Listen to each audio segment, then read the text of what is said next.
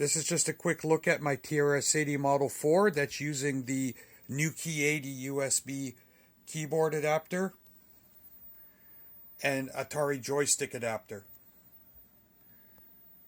So I can use my USB keyboard to access the Model 4.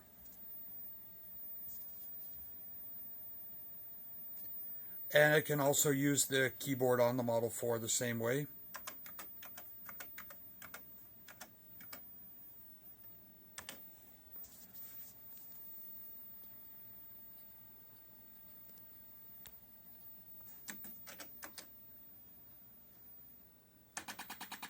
And now I can use my joystick.